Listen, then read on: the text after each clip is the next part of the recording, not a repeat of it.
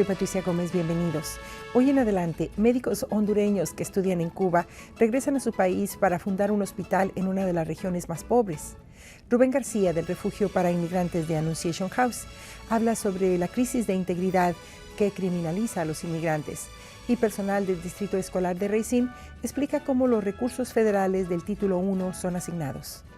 En Honduras existe una comunidad llamada Garifuna, considerada una de las más pobres. Sin recibir ayuda del gobierno, un grupo de médicos que estudiaron en Cuba fundó un hospital bajo la dirección del doctor Luther Castillo. El doctor Castillo visitó Milwaukee y esta es su historia. La comunidad Garifuna es una comunidad afroindígena. La historia habla de 5 grandes barcos que fueron atacados por los caribes rojos que traían negros de África, específicamente de la isla de Gorée, de las Guineas, de la parte occidente de África. Y estas personas venían con rumbo para ser esclavos, nunca llegaron a ser esclavos. Estos barcos fueron liberados y formaron una gran comunidad de cimarrones en las montañas de San Vicente y hicieron una unión y alianza con los amerindios, y de esa fusión de amerindios y negros africanos surgen lo que se llaman Garifuna. Luego la historia habla de que los ingleses y los franceses quisieron empezar todo el proceso de recapturar y empezar a capturar los nuevos nacidos de orígenes africanos en la isla San Vicente, y se desató toda una guerra entre ingleses y garífunas en los años 1600, y luego después del asesinato del líder Joseph Satuye, decidieron la corona inglesa tomar los garífunas, casi 6,000 personas, y llevarlos a una cárcel abierta que era en la isla de Balisou, al norte de San Vicente. Ahí murieron más de 3,000, casi 4,000 garífunas, y el remanente de 2,000 fue expatriado y lo fue deportado a Honduras, llegando a Honduras el 12 de abril de 1797, más de 218 años. Y luego los garífunas construyeron en Honduras casi 52 comunidades a lo largo de toda la costa, y luego emigraron también parte a Nicaragua, a Belice y a Guatemala. Y la cultura fue declarada en el año 2001 por la UNESCO como Patrimonio Intangible de la Humanidad, que siendo la única cultura de origen afro que hoy conserva su propia lengua en América. Las comunidades tienen un común denominador, que están en zonas aisladas, sin acceso, muchas de ellas sin electricidad, sin acceso a salud, sin acceso a educación. Pero también al par de esto existe un espíritu de lucha muy fuerte. El propio elemento de la discriminación ha creado en las personas también un orgullo de ser lo que eran. Cuando yo estuve en la escuela me prohibían hablar mi lengua. Había un rótulo grande que decía prohibido hablar garífuna en este salón como mandato del Ministerio de Salud. Entonces esa lucha se ha llevado en el país, que en las esferas internacionales tuvieron que obligar al gobierno para que instaurara en las comunidades una educación bilingüe intercultural. I am from Honduras, from my ethnic group is indigenous and Afro-descendant group called Garifuna. Yo nací en una pequeña comunidad que se llama San Pedro de Tocamacho, en el municipio Juan Francisco Bulnes del departamento de Gracias a Dios en Honduras. Eso es en la región que se llama La Mosquitia. Es una región bastante aislada que no cuenta con los servicios básicos, sin electricidad, sin carretera, hasta el día de hoy. Hice mi primaria en mi pueblo, era muy pequeño, la escuela es hasta 6º grado. Luego yo caminaba 3 horas para ir para hacer mi 7º, 8º y 9º en una comunidad que se llama Palacios. Luego emigré a la ciudad para hacer mi bachillerato, luego conseguí una beca y fui a estudiar medicina en la Escuela Latinoamericana de Medicina en La Habana, y luego hice mi especialidad en medicina familiar. Todas las comunidades están ubicadas en la orilla de la playa, que hoy son las tierras más codiciadas para el turismo. Hoy confrontan una realidad grande de desplazamiento, de que están sacando comunidades enteras para construir y vender las tierras a extranjeros y construcción de grandes proyectos turísticos. Ante eso surgen los profesionales, los nuevos hijos de la comunidad, los nuevos profesionales en esta lucha de defensa de los pueblos y buscando alternativas, ya que los gobiernos no generan alternativas. Hemos esperado por tantos años. Creemos de que tenemos que nosotros de una u otra manera convertirnos como los que guiemos nuestro propio destino para generar el proceso de desarrollo integral de nuestros pueblos. Es allí donde surge el proyecto del hospital. Cuando nosotros éramos niños, nuestros padres nos dejaban a dejar enfermos de mi pueblo Tocamacho a una comunidad que se llama Sangrelaya, que son casi 4 horas caminando. No había ambulancia, en una hamaca, con un palo grande tú amarras una hamaca y cargas al enfermo 4 o 5 horas. Alguna de esta gente se moría en el camino, otras iban a una clínica donde no había médico, habían unas hermanitas de la caridad religiosas que ayudaban a curar gente. Esta realidad de una u otra manera llevó a sembrar una conciencia de que queríamos ser médicos para ver cómo solucionamos los problemas. Obtenimos la beca y después de obtener mi beca en 1999 constituimos una organización y empezamos a buscar otras becas para otros. Fue así que generamos que se incorporaron más de 100 jóvenes de estas comunidades alejadas a estudiar en estas becas en la Escuela Latinoamericana en La Habana. Primero, antes de retornar, cuando éramos estudiantes, se diseñó una dinámica de trabajo en que todas las vacaciones estos jóvenes puedan venir a trabajar en su comunidad para generar ese espíritu de apropiación, de sentimiento, del compromiso de retornar para generar cambios en estos lugares. Los grandes problemas del recurso humano cuando sale de esta comunidad no quiere regresar, nadie quiere retornar a la pobreza. Esta estrategia estaba basada en 3 elementos fundamentales. Número 1, el recurso humano, que es lo más difícil, lo más caro que formar. Nosotros ya teníamos la oportunidad de la beca. Número 2, la infraestructura, cómo hacerlo sin dinero. Había que generar de una u otra manera toda una estrategia de cómo buscar alianzas estratégicas y fondos y cooperación comunitaria interna con el trabajo voluntario para construcción de infraestructura. Y número 3, lo más interesante, que es la construcción de una estrategia de sostenibilidad y la continuidad del proceso con alianzas internacionales. Bajo esta forma empezamos a construir piedra por piedra, bloque por bloque, con las mujeres de la comunidad, y los hombres de la comunidad, los niños y los jóvenes, trabajando de manera voluntaria, construyendo un proceso y generando lo que generalmente no tenemos en nuestra región, que es la apropiación y el cuidado de la propiedad social en los proyectos de este marco.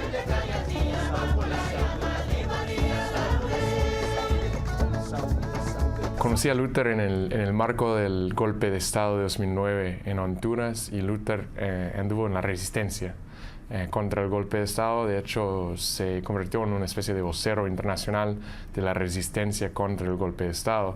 Y así fue que conocí a él. Luther me llamó y me dijo, bueno, ¿sabes que soy doctor y que tengo un hospital en la selva, o sea, en un lugar muy recóndito, y que funciona con paneles solares, no recibe ni un centavo del gobierno, y ofrecemos un servicio gratuito y todo? Y yo no sabía, no tenía idea. Y bueno, y ocupamos, no tenemos nadie que nos ha hecho realmente un documental sobre la construcción del hospital y todo ese proceso. Y no, entonces te ofrezco la invitación a que vengas a hacer ese documental.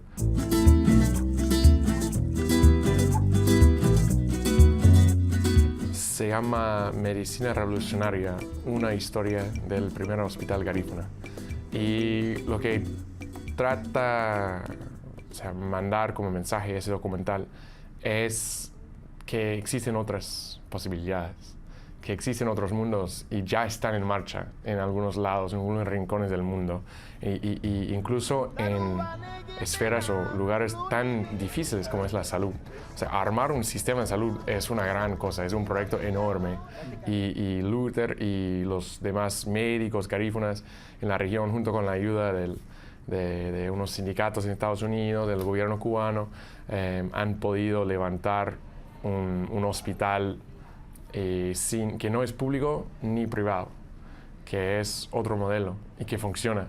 Combinamos los 2 elementos, combinamos lo que aprendemos en la universidad de la medicina convencional, combinamos esta sabiduría ancestral que existe en los pueblos. Creemos que armonizando estos 2 factores podemos generar un mejor bienestar para la salud, con una plataforma de atención primaria de salud, con una estrategia de prevención de enfermedades, promoción de salud, diagnóstico oportuno, tratamiento, pero además rehabilitación. Esas 5 plataformas de atención primaria con la combinación de estos 2 elementos de la medicina. más de 600 madres que están huyendo a Honduras con sus hijos por la inseguridad, por las matanzas que hay, por la expulsión de las tierras en busca de nuevos derroteros. Creemos de que es emergente solicitarle a la comunidad internacional la atención al punto, las demandas que tiene la comunidad sobre el retorno de sus tierras, cómo se puede, las demandas que hay por la violación de derechos humanos y el acompañamiento de estos proyectos alternativos que creemos, como el primer Hospital Popular Garífuna, algún proyecto que tenemos de vivienda, los proyectos que tenemos de exportación de productos locales también al exterior, que esto sirva de fundamental para un despegue socioeconómico de la comunidad.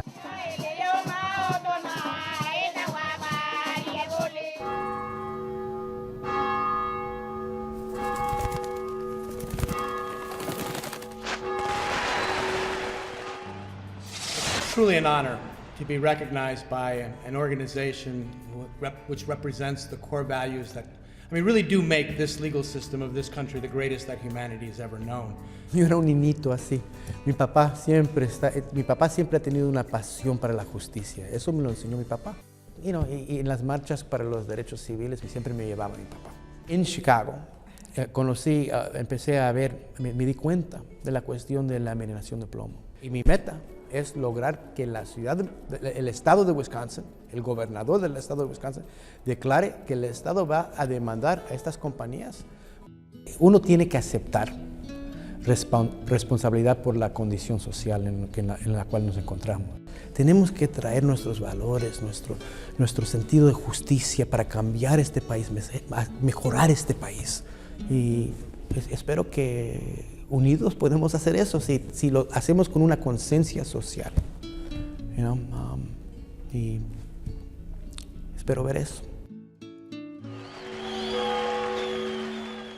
En una segunda parte de nuestra conversación con Rubén García del Refugio para Inmigrantes de Annunciation House, localizado en la frontera del Paso, Texas, él nos habla de la crisis de integridad moral que se vive en los Estados Unidos y por la cual, en lugar de prestar ayuda a los inmigrantes, se les criminaliza.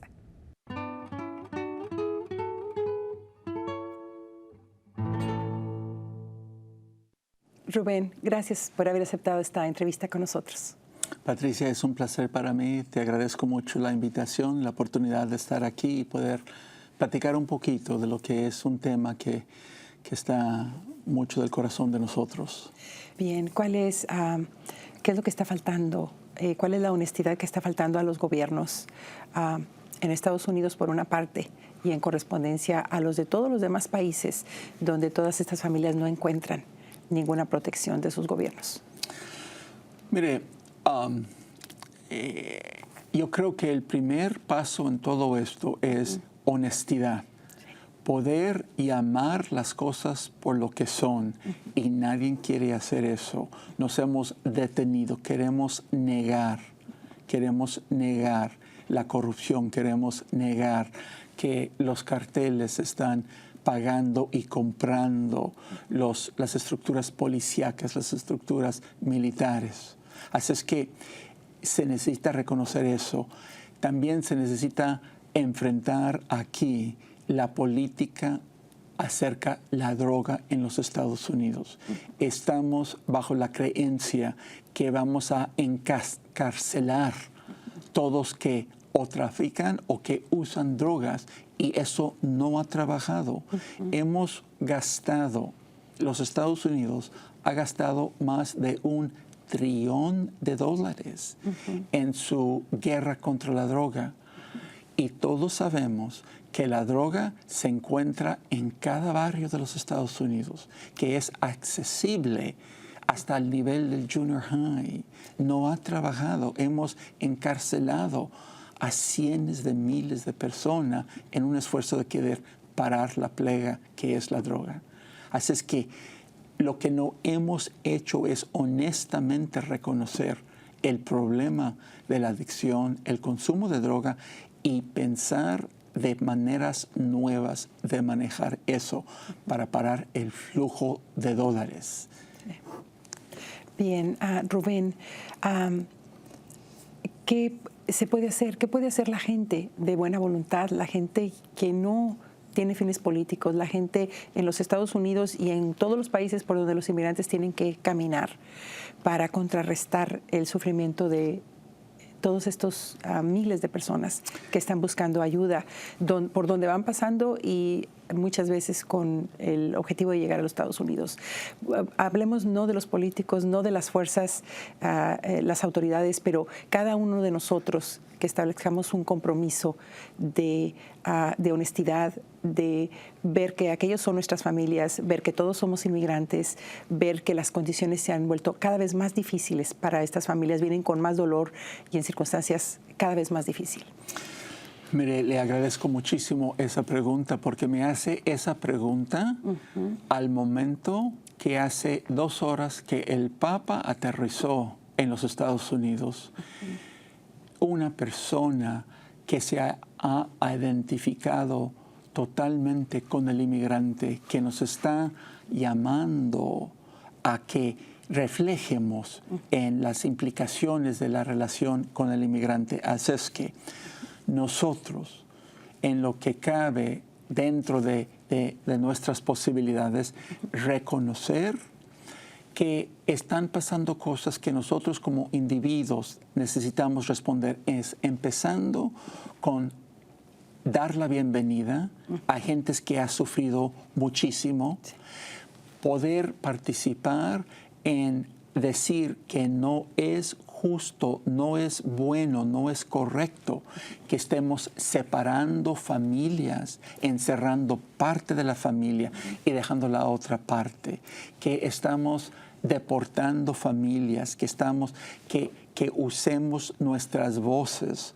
en el proceso de luchar para ser personas que le dan la bienvenida al inmigrante, al prójimo, que al mismo tiempo reconozcamos que nuestras voces son parte de esa bienvenida, que yo no me puedo quedar callado cuando yo veo que toman a María y sus niños y los encierran en Dilley o Karnes, Texas, o que llega una familia, como llegó hace unos días, una familia de Michoacán, el papá y mamá, un hijo de 19, una hija de 18 y 5 otros niños menores, y apartan, separan al papá y a los 2 jóvenes adultos y los encierran y solamente sueltan a la mamá.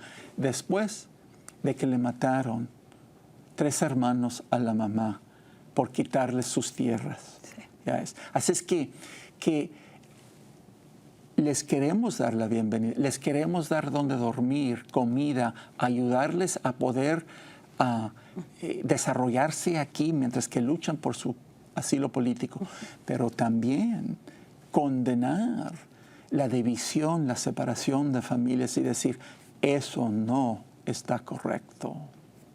Rubén, es un placer enorme tenerlo Gracias con nosotros. Usted, gracias por su visita. Muy bien.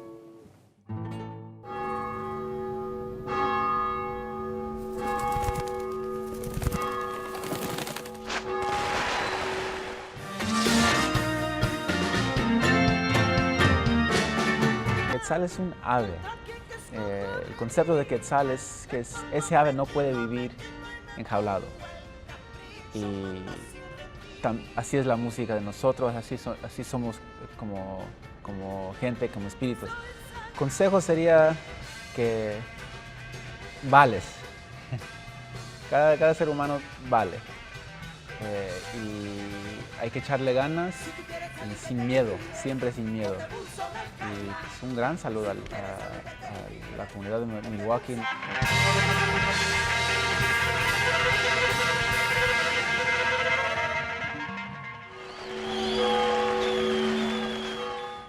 El Título 1 es un programa del gobierno federal que se creó en 1964 con el fin de ayudar a estudiantes de las zonas escolares de menores recursos económicos a alcanzar los niveles promedio de aprovechamiento. Para orientarnos sobre la forma en que opera este programa, se encuentra con nosotros personal del Distrito Escolar de Racine.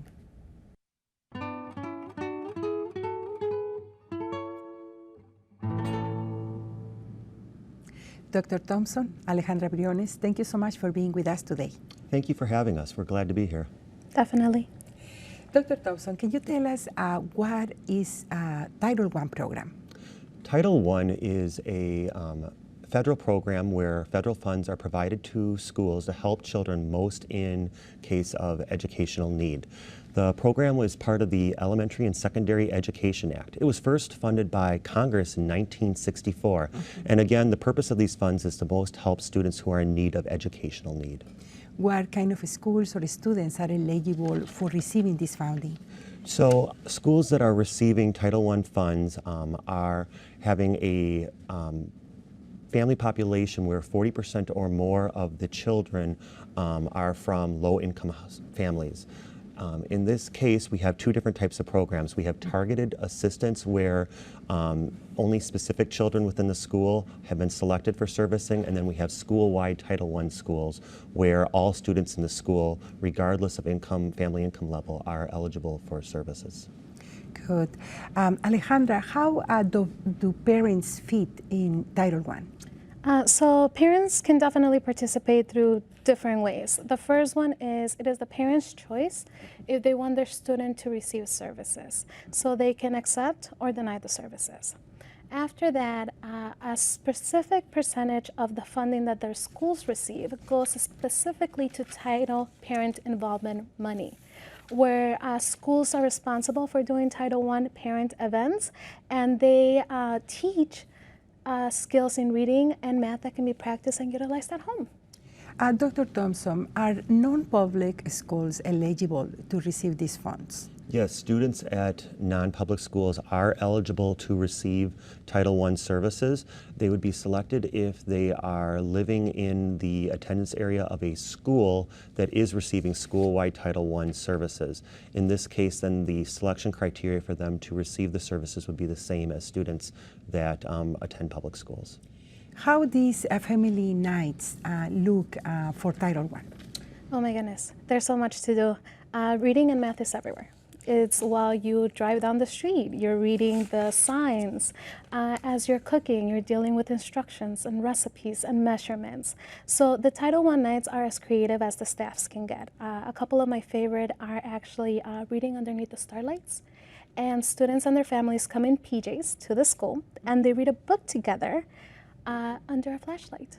We also have Title I planetarium nights where we pair a reading activity with the planetarium and the solar system, and we see the planetarium program, and afterwards we learn how to navigate the stars and the sky using a number line. So the nice thing and the beautiful thing about Title I is the fact that it's so flexible that we can adapt it because reading and math is everywhere. Dr. Thompson, what types of programs are available at a Title I program school, for example? So as I spoke of earlier, we have two different types of schools for programming, targeted assistance schools and school-wide Title I schools. In the case of targeted assistance schools, children are selected to participate according to their classroom performance as well as recommendations from teachers when we look at our standardized test scores in this case. Because it's limited funds, we are always identifying the students to participate who are in greatest educational need of the services. For school-wide programming schools, we're looking to enhance the programming for all students within that school community. Alejandra, besides these family nights and other ways of participation, how else can parents be involved in the Title I selected areas? Well, there's many ways. The first one is talking to their Title I teachers, asking for a conference with them, being in communication regarding the progress of their student and seeing how they can help that at home to increase either their reading or math level. There's also progress reports that they can request from the teacher, and the Title I teacher will be happy to give that. We also have district-wide opportunities such as district-wide title events. We also have the Title I Parent Advisory Council that meets 4 times a year. And in that meeting, parents receive updates regarding the law, and we have presenters come outside of the community for community resources, and it's really about topics that they are interested in. And last, 2 more things. One, we do the newsletter 4 times a year, so reading that. And also, there's a parent center in our Red Apple Elementary School where I am there in case parents want to stop by. They just give me a call, communicate with me, and I investigate exactly what they need and give them resources to take home and practice. Dr. Thompson, what would you say to the parents regarding knowing more about the importance of these resources that the federal government is providing to every region or area or school district where the kids need to level their knowledge and their preparation with everyone else. So our goal with using the Title I funds is to educate all children so that they can all meet the same high expectations. And it's so important for parents to know that, because we want our parents to know that they can, as Ale said earlier, ask for help. We're here to support the students' learning and to support the families in our community, because without the community, we're not going to see a sustainable future, and that's what it's all about. Dr. Thompson, Alejandra Briones, thank you so much for being with us on Adelante. Thank you for having us. Thank you. Y al final de un programa más de Adelante, por favor déjenos saber sus comentarios en nuestro teléfono 297-7544 o escríbanos a nuestra dirección de correo electrónico en adelante@matc.edu y visítenos en nuestro sitio del internet en mptv.org y en Facebook. Soy Patricia Gómez, gracias por acompañarnos.